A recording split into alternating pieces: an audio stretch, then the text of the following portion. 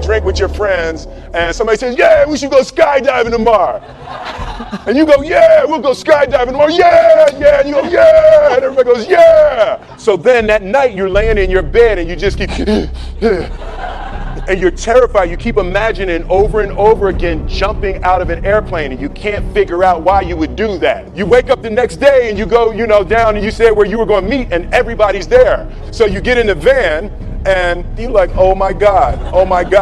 And your stomach is terrible. You can't eat and everything, but you don't want to be the only punk who doesn't jump out of this airplane. So you fly and you go up to 14,000 feet and somebody opens the door. And in that moment, you realize you've never been in a freaking airplane with the door open and you're looking out down to death. And they say on 3 and they say 1, 2, and he pushes you on 2 because people grab on 3 and you go,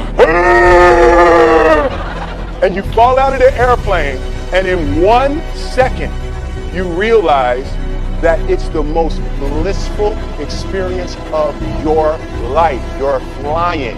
There's zero fear. You realize that the point of maximum danger is the point of minimum fear. It's bliss. Why were you scared in your bed the night before? What do you need that fear for? Everything up to the stepping out, there's actually no reason to be scared. It only just ruins your day. The best things in life on the other side of terror, on the other side of your maximum fear are all of the best things in life.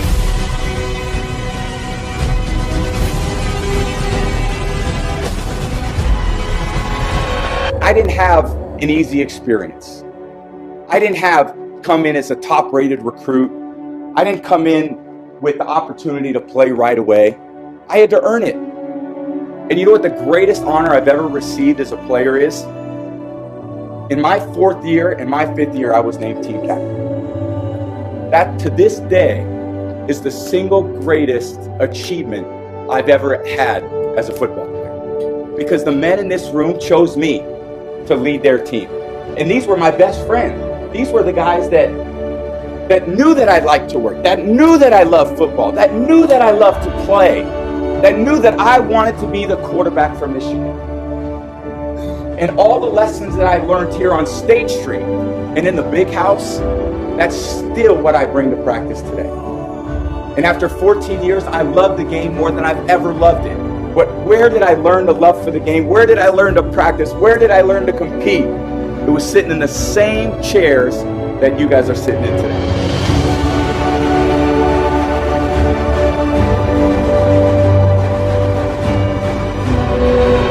There was a young man who, he wanted to make a lot of money, and so he went to this guru, right?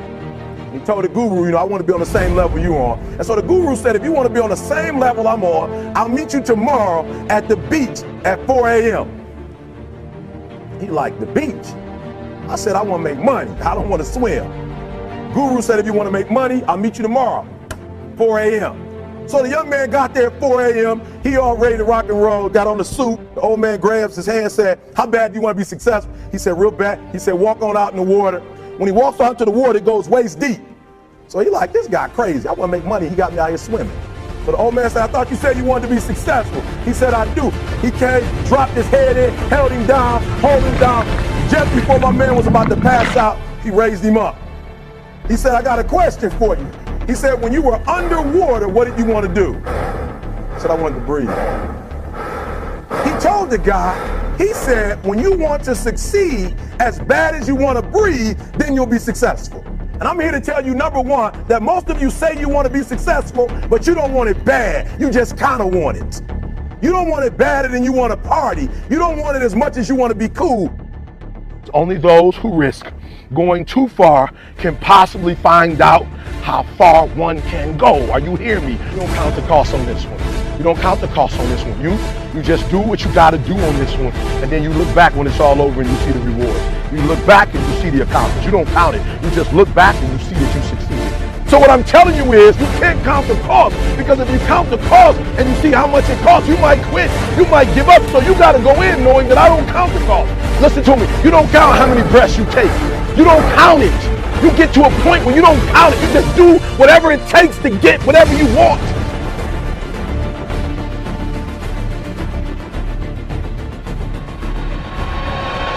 this lion. He's the king of the jungle. Huge mane out there. He's laying down under a tree in the middle of Africa. He's so big. He's so hot.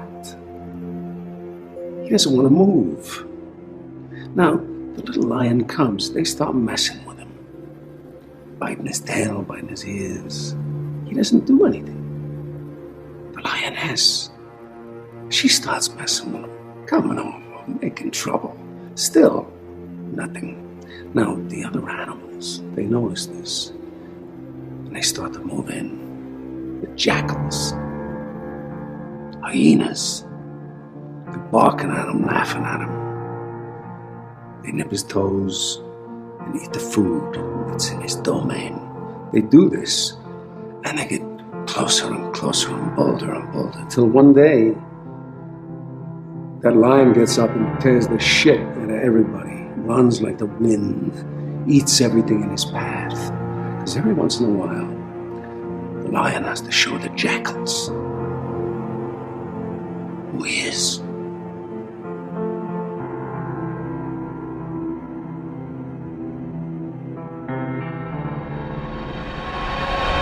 Everything you people have told me, I didn't have the technology, I didn't have the right contacts, I didn't have the time, I didn't have money. Everything you've told me, I didn't have enough Supreme Court justices. Those are resources.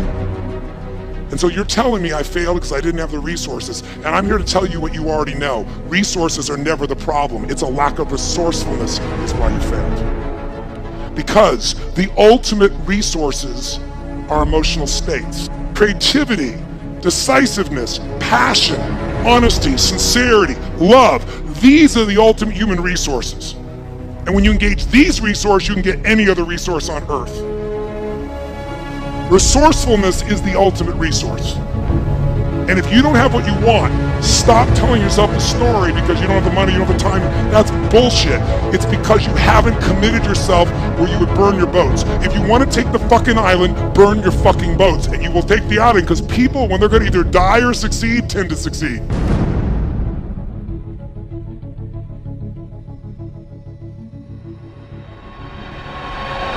I was in this strange little hotel and I just lost the competition. I cried all night.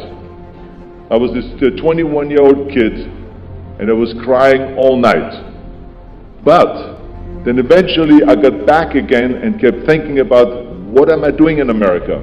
I'm here to beat all of the American bodybuilders. I'm here to beat all of the bodybuilders all over the world. So let's get our act together. There will be payback time. It is so important that you work your butt off. Don't ever look for shortcuts.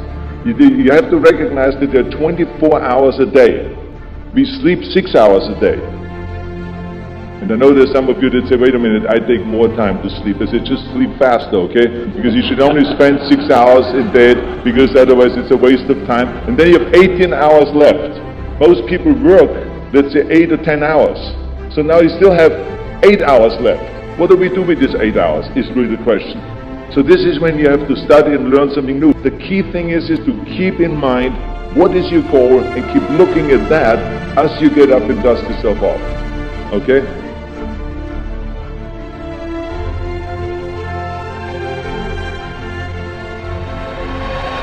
He sleeps on the floor. Him and 2 other dreamers up there. Look at him. It was hard, ladies and gentlemen, coming to speak to people. And I was facing financial difficulties in my own life. I was behind on my bills and my dreams, and I'm saying to them, you can live your dream. It was hard, ladies and gentlemen. It was very difficult to pick myself up each day believing that I could do it. There were times that I doubted myself. I said, God, why is this happening to me? I'm just trying to take care of my children and my mother. I'm not trying to steal or rob from anybody. Why did this have to happen to me? It was very hard. And here's what I want to say to you. For those of you that have experienced some hardships, don't give up on your dream. No one could have convinced me by holding on, by continuing to push forward, by continuing to run toward my dream. It's a long shot, ladies and gentlemen, from Liberty City, an abandoned building on a floor, never knowing my mother or father. It's a long shot being here with you today in this dome. in Atlanta. It's a long shot. No college training, labeled educable, mentally retarded. But I kept running toward my dream. Don't stop running toward your dream. I've had my shares of ups and downs. I've had many struggles. I've had blood clots in both my lungs at the same time, and I lived through tragedies and controversies, and people looked down on me, put me down because I didn't look like them. I look stronger. I've had people look past me because of the color of my skin. I've had people overlook me because I was a woman.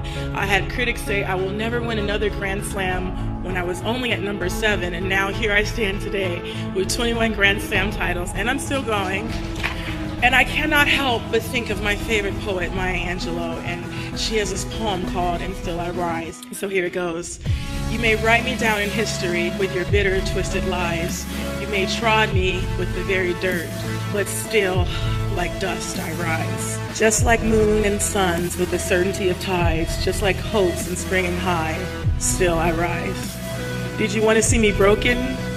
Bowed head and lowered eyes, shoulders falling like teardrops weakened by my soulful cries. Out of the huts of history's shame, I rise. From a past that's rooted in pain, I rise. Into the daybreak that's wonderfully clear, I rise. Bringing the gifts that my ancestors gave, I rise. I am the dream and the hope of a slave, I rise, I rise, I rise.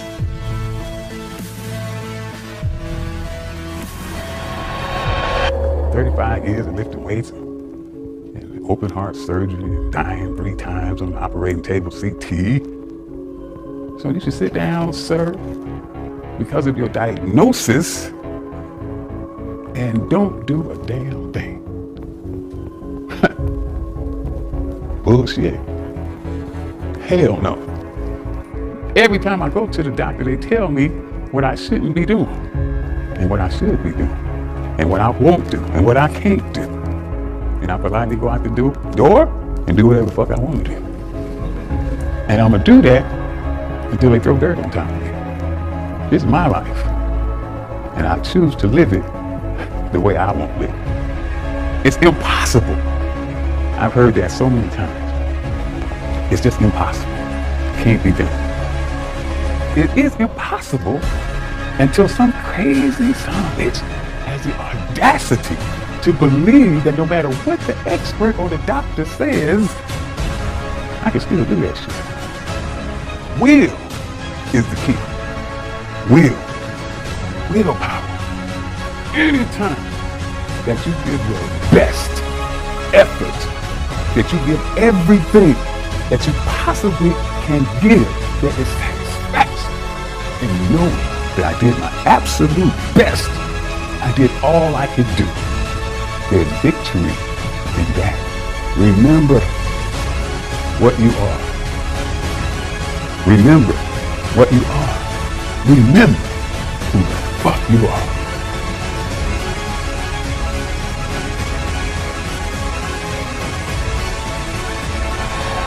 I had like $106 in the bank, and like I said, I had to sell my dog, and things were not looking very, very good. My $40 car had just blown up, so I was taking a bus to work. I had no film history, no real film knowledge. I was just working from, I guess, instinct, and I knew this was like the moment of truth. And they said, "Sylvester, you ready?" I said, "No, but Rocky is." Because so often I had gone to fight films or sporting films. "Yes, we're going to go out there, we're going to knock him out, you're going to win." I said, "No, because I'm not going to win.